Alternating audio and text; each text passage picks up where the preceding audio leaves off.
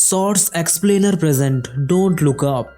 इस मूवी की शुरुआत होती है एक ऑब्जर्वेटरी में, जहां केट नाम की एक लड़की अपने मॉनिटर में एक कॉमेट को देखती है और बहुत खुश हो जाती है। जब वो इस बेस कीमती खोज को लेकर अपने प्रोफेसर डॉक्टर रैंडल मिंडी के पास जाती है तो वो भी बहुत खुश हो जाते हैं। उसके बाद वो लोग कैलकुलेशन करने लगते हैं और तभी इन लोगों को कैलकुलेशन करने पर ये पता चलता है कि वो कॉमेट 6 महीने और 14 दिन के अंदर धरती से टकराने वाला है, जिससे कि सब कुछ खत्म हो जाएगा, क्योंकि वो कॉमेट साइज में 5 से 10 किलोमीटर तक बड़ा होता है और अगर 5 से 10 किलोमीटर बड़ा कॉमेट धरती से टकराएगा तो पूरी धरती खत्म हो जाएगी। प्रोफेसर और उसकी स्टूडेंट कैट डॉक्टर कोल्डर को फोन करके कहते हैं कि एक कॉमेट की डायरेक्शन सीधे धरती के ओर है। वो मिंडी के बात सुनने के बाद डॉक्टर ऑगलथॉर्प को लाइन पर लेती है, जो कि डिफेंस कोऑर्डिनेशन ऑफिस के हेड होते हैं। जब उन्हें मामले की गंभीरता पता चलती है तो वो उन दोनों को डीसी बुला लेते हैं। कॉमेट को देखकर डॉक्टर मिंडी बौखलाए हुए होते हैं, पर अब कोई और ऑप्शंस भी नहीं होता तो दोनों प्लेन में बैठकर डीसी चले जाते हैं। डॉक्टर मिंडी और केट अब प्रेसिडेंट से मिलने का वेट कर रहे होते हैं और वो ये सोच रहे होते हैं कि क्या वो सच में यूएस प्रेसिडेंट से ये कहेंगे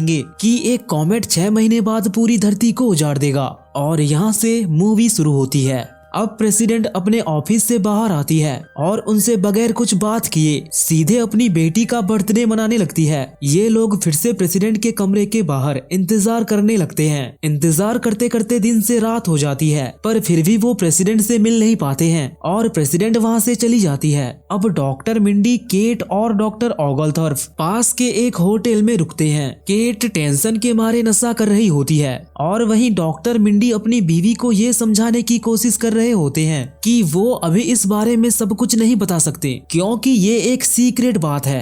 अगले दिन ये लोग प्रेसिडेंट के सामने बैठे हुए होते हैं। प्रेसिडेंट इनसे पूछती है कि आप मुझसे क्यों मिलना चाहते थे। तब डॉक्टर मिंडी प्रेसिडेंट को समझाते हैं कि कैसे एक कॉमेट हमारी धरती की ओर तेजी से आ रहा है और अगर वो हमारी धरती से टकराएगा तो सब कुछ खत्म हो जाएगा। पर प्रेसिडेंट इन बातों को हल्के में लेती है, वो उन पर भरोसा तक भी नहीं करती और यहाँ तक कि वो उनका मजाक उड़ाने लगती है। अब कैट और डॉक्टर मिंडी को ऐसा लगता है कि ये बात उन्हें आम लोगों तक पहुँचानी चाहिए, तो ये लोग निकल पड़ते हैं एक न्यूज चैनल की मदद से उनकी आवाज लोगों तक पहुँचाने के लिए। उन्हें द डेली रिप नाम के एक शो पर बुलाया जाता है, जहाँ उनकी बात लोगों तक पहुँचाने की बजाय टीवी एंकर उनकी बातों को मजाक में लेते हैं। तभी कैट लाइव टीवी पर एंकर की मजाक से तंग आकर उसे गाली दे देती है और वो रोते हुए उस शो को आधे में छोड़कर चली जाती है, जिसका नतीजा ये निकलता है कि सारी दुनिया के लोग कैट को पागल समझने लगते हैं और इंटरनेट पे भी उनकी काफी बदनामी हो जाती है। अब डॉक्टर मिंडी और कैट हार मानकर अपनी रोज की जिंदगी में लग जाते हैं, पर तभी दोनों को हाई सीक्रेट लीक करने के जुर्म में सीधा प्रेसिडेंट अपने पास बुलाती है और अब प्रेसिडेंट मान जाती है कि ये लोग सच कह रहे हैं कि अब से 6 महीने बाद धरती से एक कॉमेट टकराने वाला है। और जब वो इस बात को जनता के सामने रखती है कि हाँ, अब से 6 महीने बाद धरती से एक कॉमेट टकराएगा और उससे पूरी दुनिया खत्म हो जाएगी, तो ये सुनते ही पूरे शहर में हाहाकार मच जाता है। मगर तभी प्रेसिडेंट लोगों से कहती है कि हम उस कॉमेट को धरती पर टकराने से पहले ही मिसाइल की मदद से तबाह कर देंगे, तो जनता खुश हो जाती है। वो लोग डॉक्टर मिंडी को हीरो बना देते हैं। हर न्यूज़पेपर और मैगजीन में डॉक्टर मिंडी का नाम छा जाता है। वहीं द डेली रिप शो के लेडी एंकर के साथ डॉक्टर मिंडी का लव अफेयर स्टार्ट हो जाता है, जबकि वो पहले से शादीशुदा होते हैं। अब वो दिन आता है जिस दिन उस कॉमेट को डिस्ट्रॉय करने के लिए बहुत सारे मिसाइलें छोड़ी जानी है। उस दिन पूरी दुनिया की नजर स्पेस मिसाइल लॉन्च पर होती है और फाइनली सारी मिसाइलें लॉन्च भी हो जाती है, लेकिन वो मिसाइल्स कुछ दूर जाने के बाद वापस लौट आते हैं। यहाँ पर किसी को कुछ भी समझ नहीं आता कि आखिर ये हुआ क्या। और तब कहानी में एंट्री होती है पीटर इजबेल की, जो एक बहुत बड़ी कंपनी का सीईओ और दुनिया का तीसरा सबसे अमीर आदमी होता है। उसे ये पता चलता है कि वो कॉमेट जो धरती से टकराने वाला है उसमें कई हजार अरब डॉलर के माइन मिनरल्स हैं और अगर वो मिनरल्स धरती पर आ जाए तो वो काफी ज्यादा अमीर और पावरफुल बन सकता है। इसीलिए वो प्रेसिडेंट से कहकर मिसाइल को अबॉर्ट करा देता है और वो उन्हें कॉमेट से निपटने का एक दूसरा प्लान बताता है। उसका प्लान ये होता है कि वो ड्रोन्स के जरिए उस कॉमेट को टुकड़े टुकड़े कर देंगे और उन्हें समुद्र में गिराएंगे। और पीटर प्रेसिडेंट को बताता है कि वो इस काम को तब कर पाएंगे जब वो कॉमेट धरती के काफी ज्यादा करीब आ जाएगा। वैसे भी वो प्रेसिडेंट काफी ज्यादा करप्ट होती है और पैसों की लालच में आकर वो उस प्लान के लिए हामी भर देती है। मगर डॉक्टर मिंडी प्रेसिडेंट को समझाने की कोशिश करते हैं कि ये बहुत खतरों से भरा काम है, इससे पूरी इंसानी जिंदगी दांव पर होगी और एक भी चूक हुई तो पूरी दुनिया खत्म हो जाएगी। मगर प्रेसिडेंट डॉक्टर मिंडी का एक भी बात नहीं सुनती। अब कैट एक रेस्टोरेंट में परेशान बैठी हुई होती है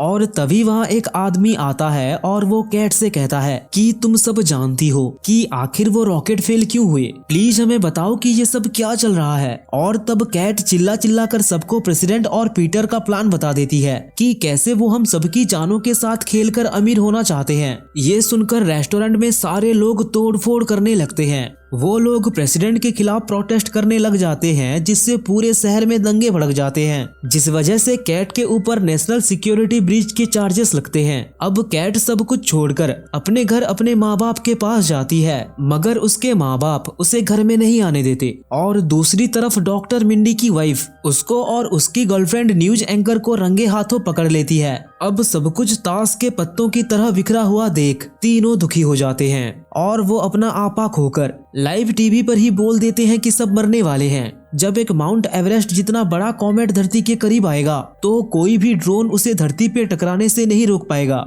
और यूएस की प्रेसिडेंट एक नंबर की झूठी है जो लोगों से ये प्रॉमिस कर रही है कि वो ड्रोन से कॉमेट को रोक लेंगे। और ये कहकर डॉक्टर मिंडी शो से चले जाते हैं। अब वो कॉमेट साफ साफ आसमान में दिखने लगता है तो डॉक्टर मिंडी और कैट एक वीडियो बनाते हैं जिसमें वो कहते हैं कि look up in the sky. अब सब देख सकते हैं कि वो कॉमेट थोड़ी देर बाद धरती से टकराने वाला है और लोगों को उन पर भरोसा हो जाता है और हर जगह ट्रेंडिंग होने लगता है look up in the sky. और तभी प्रेसिडेंट लोगों से गुहार लगाता है कि ऊपर मत देखो, don't look up the sky. और यहाँ सब लोग धरती की चिंता करने के बजाय पॉलिटिक्स में लग जाते हैं। अब पीटर अपने ड्रोन लॉन्च करता है। कुछ ड्रोन तो लॉन्च होने से पहले ही फेल हो जाते हैं और कुछ बचे हुए ड्रोन जो कॉमेट को रोकने की कोशिश करते हैं वो भी आखिर में कॉमेट को रोकने से फेल हो जाते हैं। अब सभी लोगों को पता चल जाता है कि ये मिशन फेल हो चुका है और अब सब खत्म होने वाला है। अब सब लोग भाग जाते हैं। डॉक्टर मिंडी भी अपने वाइफ के पास जाकर उनसे माफी मांगते हैं और एक दूसरे को आखिरी फैमिली डिनर के लिए पूछते हैं। उनकी वाइफ उन्हें माफ कर देती है और वो उनसे कहती है कि जब वो कॉलेज में डेट कर रहे थे तब वो भी एक लड़के के साथ फिजिकल रिलेशन बनाए थे। मगर डॉक्टर मिंडी अपनी वाइफ को इस पर कुछ नहीं कहते और वो सब डिनर कर रहे होते हैं। तभी कॉमेट आकर पैसिफिक ओशन में गिरता है जिस वजह से पूरी दुनिया तबाह होने लगती है और चारों तरफ तबाही का मंजर होता है। मगर डॉक्टर ओगलथोर्प, केट और डॉक्टर मिंडी की फैमिली मिलकर एक परिवार बोलते हैं और बिना किसी परवाह के ऐसे डिनर कर रहे होते हैं जैसे उनके चारों तरफ कुछ ना हो रहा हो। तभी उनका घर हिलने लग जाता है और वहाँ सब कुछ खत्म हो जाता है।